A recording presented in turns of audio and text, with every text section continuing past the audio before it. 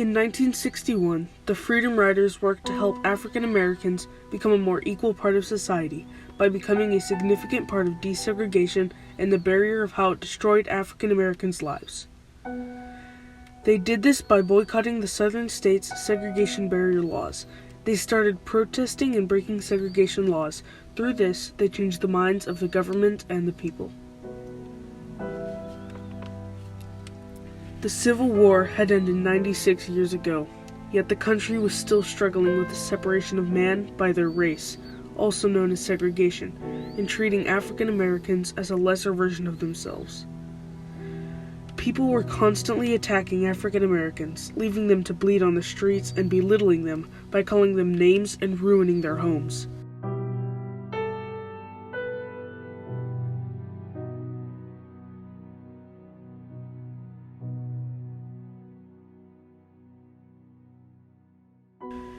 Around this time was when Martin Luther King Jr. was becoming known for his many speeches on segregation and his dreams to end it. He also was involved with many different civil rights movements. Most states had put an end to segregation, but the southern states still felt it necessary to keep these laws in place because they still felt that other people would laugh if they were caught accepting others into their lives. People were constantly separating themselves from other races on purpose, as if they were just cut from a different cloth than them. One group of college students saw what was happening and knew that this was wrong. They wanted to put an end to segregation. The Congress of Racial Equality, also known as CORE, recognized this and recruited these students for the first ever Freedom Riders. The first Freedom Riders consisted of 7 African Americans and 6 white people. They traveled on a Greyhound bus across states with the desire to educate people on race and equality. The Freedom Riders started their journey in Washington, D.C. and planned to travel all the way to Louisiana. The Freedom Riders boycotted segregation laws by protesting and boycotting bus laws all across the southern states and taking people to work and back on their own bus, so they didn't have to pay bus fees, because most African Americans were not allowed well-paying jobs, and this caused the government to lose money, considering that 80% of their bus riders were African American, Latino, Asian Pacific Islander, or Native American. They traveled through many states successfully boycotting segregation laws without any major problems. Unfortunately, when they passed through Anniston, Alabama, everything changed. 2 mayors, John Patterson of Monroe, Alabama, and Fred Wilson of North Carolina, sent telegrams to each other claiming how they support one another in keeping out all possible riots caused by the Freedom Riders. They were both pleased with the idea of North Carolina calling Attorney General Kennedy to use his office or his power to keep the Freedom Riders from infiltrating North Carolina.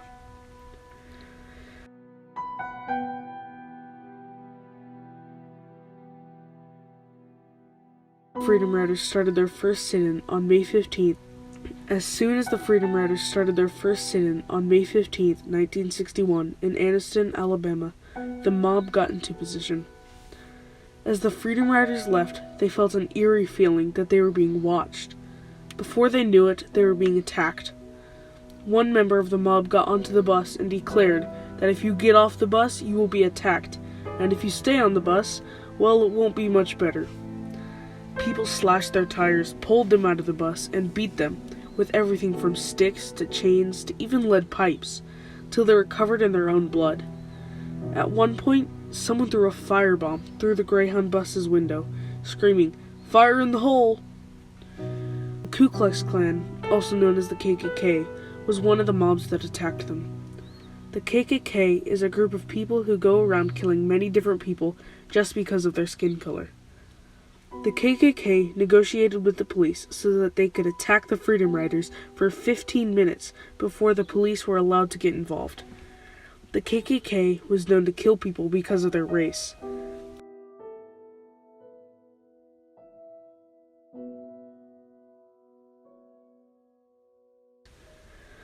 Reporters came quickly to the scene, but were horrified to find themselves being attacked. Even after the mob attacked the reporters, the mob was still angry and thirsty for blood, and started attacking random people on the streets. One 17-year-old boy was set on fire by someone in the mob. One of the other men attacked was named Jim Zwerg. As soon as the mob had wandered off, Zwerg was rushed to the hospital, but even the hospital didn't want to admit him for treatment, as they feared that the mob would start to attack them too. While he was in the hospital, Jim Zwerg stated, "We are willing to accept death." Thankfully, Jim Zwerg survived and later became a minister at the United Church of Christ. The governor of Alabama later claimed that they have experienced an invasion of these so-called Freedom Riders. The party that initiates a lawsuit before a court, also known as the plaintiffs, stated that shall on the ground of race, color, or national origin be excluded from participation in, be denied the benefits of, or be subjected to discrimination under any program or activity receiving federal financial assistance. During the court case, the judge stared at the wall, daydreaming, while the Freedom Riders spoke. All of this caused the people across the United States to get very irritated and disappointed by what the people in their fellow states were doing to these poor innocent people that have done them no harm. These attacks continued for months and months, and it turns out that they drew attention to themselves from all the commotion. They were being noticed by many different people, all across the globe, thus expanding their cause. Even though people knew that there was a high chance of death, they still chose to join them and fight for what was right. The new Freedom Riders were specially trained in nonviolent protests. This truly shows how passionate people were about these laws. As well as the Freedom Riders, there were many other movements as well, some of which include the Rosa Parks bus boycott, where an elderly woman refused to give up her seat to a white man; the court case Brown versus the Board of Education, where people protested separation in schools, thus influencing the Board of Education on May 17, 1944, to withdraw separation by race in schools; and Martin Luther King Jr.'s many famous speeches about freedom and equality for all, and many more contributed to the end of all racial segregation. In the fall of 1961, after all the boycotts, sit-ins, movements, and attacks, the Kennedy administration convinced the Interstate Commerce Commission to prohibit segregation for interstate transit terminals, or in other words, just no more bus segregation. Due to all of these many civil rights movements, people have over time become less and less racist. African Americans are now a much more welcome, appreciative, and equal part of society. Even though we may still struggle with racism today, we are striving for a better tomorrow. Thanks to all of these young people who risked their lives for the country, we can now live in harmony.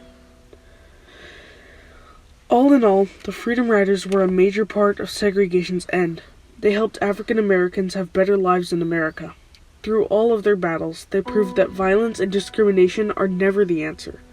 In 1961, the Freedom Riders worked to help African Americans become a more equal part of society by becoming a significant part of desegregation and the barrier of how it destroyed African Americans' lives. They did this by boycotting the southern states' segregation barrier laws. They started protesting and breaking segregation laws. Through this, they changed the minds of the government and the people.